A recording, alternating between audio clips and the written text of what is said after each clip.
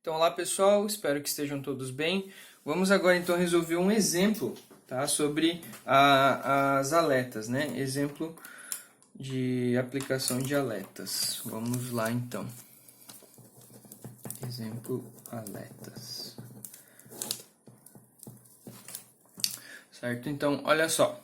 Ele fala o seguinte: a dissipação de calor em um transistor de formato cilíndrico pode ser melhorada inserindo um cilindro vazado de alumínio. Então ele tem um transistor, e ele vai inserir um cilindro vazado de alumínio que serve para base de 12 aletas axiais. Ele dá algumas informações de dimensões, tá? E fala que o cilindro está perfeitamente ajustado ao transistor e tem uma resistência térmica desprezível. Então, bom, primeira coisa, tá? Eu vou começar desenhando aqui para vocês, tá? O nosso querido transistor com esse cilindro, né? Então, vou fazer aqui em duas vistas. Deixa eu pensar aqui. Tá, vou fazer aqui, ó, uma linhazinha de centro. Então, eu tenho aqui, ó, meus transistor. Tô fazendo o transistor em azul, tá, pessoal? O transistor tá aqui em azul. E vou fazer o cilindro, tá, em preto. O que acontece? O cilindro ele possui uma base aqui, né? Um pouquinho mais aqui de achurada e as aletas, né? Então ele ficaria mais ou menos aqui com essa carinha, tá? Essa seria uma vista de cima, uma vista superior, certo? Agora fazendo aqui, eu teria o seguinte, né? Eu teria esse aqui, então, seria o transistor, tá? Aí eu vou tentar fazer aqui, né, pessoal? Fazer uma...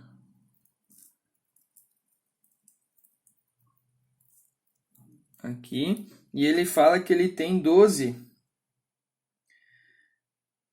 aletas. Tá, vamos ver. Então, eu vou ter 1, 2, 3, 4, 5, 6, 7, 8. Então, aqui teria que ter mais 4, 5, 6, 7, 8, 9, 10, 11, 12, tá? Então, que cagou um pouquinho, mas... Então, são 12 aletas, certo? Que são colocadas aí, para quê? Para que o transistor aqui troque calor o mais rápido possível. Eu quero evitar que esse transistor aqueça. Quero evitar que esse transistor aqueça, tá? Então agora vamos colocar aí algumas informações, tá? Então ele fala que esse cilindro é de alumínio, então eu tenho o K do alumínio, ele fornece pra gente que é 200 watts por metro Kelvin, tá? O que mais que ele fala?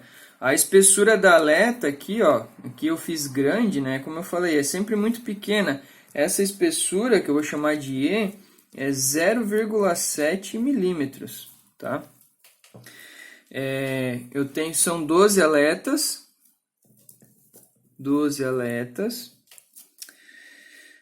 Ele fala pra gente, tá, que o raio do transistor... Então, eu vou chamar de RT aqui, R de T. Então, o raio do transistor são 2 milímetros. O raio do transistor são 2 milímetros. A altura dele, a altura do transistor, ó, vou colocar aqui, ó. a altura do transistor, que vai ser o meu B, né? Altura B é 6 milímetros. As aletas, né, aqui ficou fora, né, que também senão não ia caber aqui. Eu vou fazer em vermelho, tá, para destacar aqui isso para vocês. Mas esse tamanho da aleta aqui, que a gente chama de altura da aleta, tá, vou colocar aqui, ó, altura da aleta. Esse cara aqui tem 10 milímetros, tá, então ele tá bem fora, né, mas senão não ia caber aí na folha. O que mais que faltou de informação? Raio do transistor. O cilindro base tem espessura de 1 milímetro. Ah, isso é importante. Então ele diz que o cilindro base, que é esse cara aqui, ó, tem 1 milímetro de espessura, tá? Então, o raio do cilindro, que é uma informação que eu vou precisar, tá? O RC. Então, o raio do cilindro vai ser o quê? O raio do transistor mais a espessura do cilindro, né? Vai ser a espessura do cilindro mais o RT, que vai ser 1 mais 2, que serão 3 milímetros. Então, 3 milímetros é o raio do cilindro. O raio do transistor, a espessura, né? Então, que seria que aqui eu teria 1 milímetro de cada lado. Aí esse raio aqui é 2, é isso mesmo. O que mais que ele fala? Ele fala também das temperaturas. Ó, a temperatura do ar que está fluindo, então a temperatura ambiente, ela é 20 graus sobre a superfície das aletas. Ah, tá, ela é 20 graus na superfície das aletas. Então é o meu TS, né? Vou colocar aqui embaixo, ó. TS é 20 graus. E o meu... Ele fala, né? Quando a temperatura do transistor, ele quer saber o fluxo, quando a temperatura do transistor for 80 graus. E ele fornece o coeficiente de película de 25 watts por metro quadrado vezes Kelvin. Cara, eu acho que agora foi tudo de informação que a gente precisava para estruturar o problema, né? Deixa eu ajustar aqui a folha, porque acho que vai faltar espaço para resolver esse cara aqui, tá? Deixa eu pegar uma outra folha aqui então para a gente usar aqui no lado aqui de auxílio, tá? Acho que vai ficar bom assim. Beleza. Bom, eu preciso chegar naquela equação, né, pessoal? Eu preciso chegar na equação do fluxo, tá? Eu preciso chegar, né, que a equação que eu preciso encontrar é essa aqui, né? O que vai ficar o H vezes a R mais a eficiência da aleta vezes a área da aleta exposta, TS menos T infinito. Né, TS menos T infinito. É essa então a minha equação aí que eu preciso encontrar, certo? Então eu vou usar até aqui a margem. TS menos T infinito. É aqui que eu quero chegar, beleza? Então eu vou bem ponto a ponto aqui para a gente encontrar, né? Então o primeiro que eu vou fazer é o cálculo da área exposta da superfície base, que é o AR, né? Então, olha só. Cálculo de AR. O que é o AR? Vou até colocar aqui pra gente, né? Área exposta da superfície base. Área exposta da superfície base. Vamos lá. Eu posso fazer de duas formas, né? Porque olha aqui vamos olhar para o desenho. Ele quer a área da superfície exposta. Então, nada mais é do que a soma desses pedacinhos de área aqui, ó, tá? Eu vou colocar aqui, vou até colocar aqui, né, o meu AR, ó. AR é tudo isso aqui, ó, AR. É a soma de todos esses pedacinhos. Então, para facilitar a minha conta aqui, eu calculo a área do cilindro base e diminuo esses pedaços de aleta, esses 12 pedaços de aleta, tá? Então, é o jeito mais fácil de fazer isso. Então, eu vou fazer primeiro, então, a área da superfície vai ser 2π, o R do cilindro, o raio do cilindro que eu calculei, vezes o comprimento dele, que é esse tamanho aqui, né? Então, vai ser vezes o B. Então, a S vai ser 2π vezes o raio do cilindro é 3 milímetros, então é 3 vezes 10 a menos 3, 003, vezes a base, que é 6 milímetros, então 0,006. E aí eu chego em 1,13 vezes 10 a menos 4 metros quadrados. Agora, a área exposta das aletas, que eu vou chamar de área E, vai ser o quê? Para uma aleta, vai ser a espessura, né? Que é um retângulo, né? A espessura é 0,7 milímetros vezes o comprimento, que é o B. Então, vai ficar o E vezes o B. Então, vai ficar... Isso para uma aleta, né? Então, vai ficar 0,006, que é o B, vezes o E, que é 0,0007. E aí, fazendo essa conta aqui, eu vou chegar em 0,42 vezes 10 a menos 5 metros quadrados, tá? Agora, por fim, o meu AR vai ser a área da superfície descontando as 12 partes das aletas ali, A de E. Então, eu vou ter 1,13 vezes 10 a menos 4, menos 12 vezes 0,42 vezes 10 a menos 5. E aí, fazendo essa conta, eu vou chegar no AR de 6,26 vezes 10 a menos 5 metros quadrados. Então, essa é a minha área exposta da superfície base. Agora, eu vou calcular